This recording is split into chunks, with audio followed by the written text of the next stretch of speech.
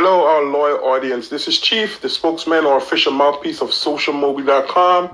That is socialmobie.com. Today, I'll be having a brief discussion in reference to the recent surge and makeshift encampment of the Haitian migrants at the U.S.-Mexico border. Now, we recently saw in the news in which was broadcasted worldwide of these desperate Haitian migrants who were walking across the Rio Grande River, carrying food and other supplies back to their makeshift encampment under the border bridge in between Del Rio, Texas, and Acuna City, Mexico.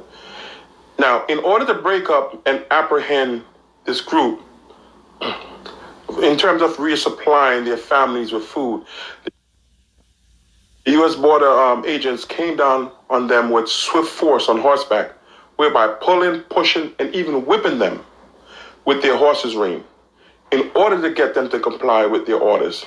Now, hello, our loyal audience. This is Chief, the spokesman or official mouthpiece of socialmobile.com.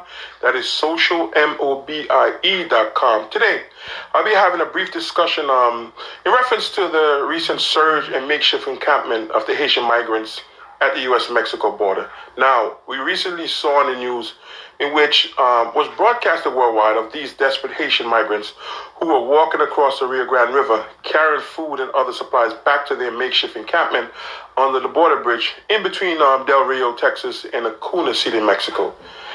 Now, in order to break up and apprehend this group, in terms of resupplying their families with food, the U.S. border agents came down on them with swift force on horseback, whereby pulling, pushing, and even whipping them with their horse's rein in order to get them to comply with their orders. Now, in addition, the children were along with their parents, were almost trampled as well. And in terms of being trampled, these are with like horses that are like 10 feet high. This doesn't look good at all in terms of optics, not only for the Border Patrol, but the President Biden and his administration. The images remind me of pictures I observed during the time of slavery, with the slave catchers on horseback rounding up runaway slaves, or during the 1960 video footage where you saw police on horseback beating and corralling African Americans during the civil rights movement in order to blunt their forward movement. Now, before I go any further, I just want to let you know and caution you ahead of time and just disclose to you that I voted for President Biden in the last presidential election. However, even though I voted for him, it still doesn't mean that I can't be critical of some of his policies that I believe run counter to his political campaign promises of being a kinder and compassionate candidate, as opposed to former President Trump, who has the in-your-face MMA battle style of inflammatory rhetoric and actions. Recently, the Biden administration has appealed the judge's order that bars the government from expelling migrants quickly under the Trump-era pandemic policy that doesn't allow them to apply for asylum while in Mexico. The policy, Title 42, was first enacted by former President Trump in March of 2020, which was due to the spread of the COVID-19 virus. Now, while President Joe Biden has rolled back many of the hardline immigration policy, nonetheless, he has renewed Title 42 last month after the CDC issued an updated order to continue the policy due to the ongoing COVID-19 pandemic. The Trump-era pandemic policy allows for rapid deportation of migrants without giving them a chance to apply for asylum while in Mexico. So troubling of this border disaster that the U.S. Special Envoy to Haiti, Daniel Foote, stated that Haiti is a collapsed state and is unable to handle the influx of these deported migrant Haitians. He then resigned with protests, and he submitted a letter that chastised the Biden administration for deporting these Haitians to their country. That is a living hell on earth, he stated. He stated that he would not be associated with the U.S.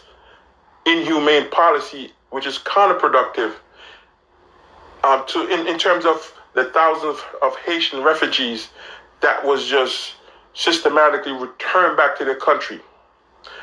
There was a big surge of unaccompanied minor children when the Biden administration first took office. They were smuggled by the coyotes, right? Because of their parents who paid for their transport. Now, my question to the Biden administration is, what is being done by the U.S. to mitigate issues in Central America and the Caribbean as a whole in order to prevent these children and their families from attempting to cross the border into the United States? Now, according to the U.S. Custom and Border Protection data, more than 70% of migrants that were apprehended in February of 2021, they are being returned to Mexico under the Title 42. The legal authority that is being used to send back migrants across the border.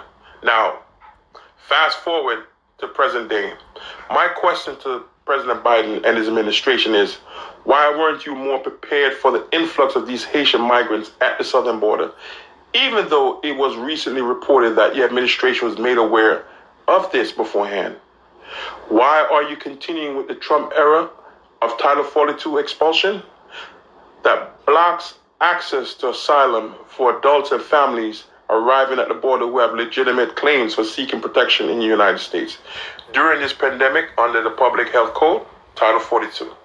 Okay, so what is the administration saying in a nutshell is that these Haitian migrants would not get the opportunity to apply for asylum and is not afforded a courtesy like other groups of the past. And they're being sent back to their homeland as opposed to Mexico to apply for asylum. And why now? That these immigrants who have been recently devastated by recent hurricanes, floods, earthquake, and assassination of their president, Jovenel Moise, on July 7th, are being deported at once to their homeland without the opportunity of filing their asylum cases in Mexico. President Biden, your supporters are asking you these tough questions, and we await your answer with bated breath, Mr. President.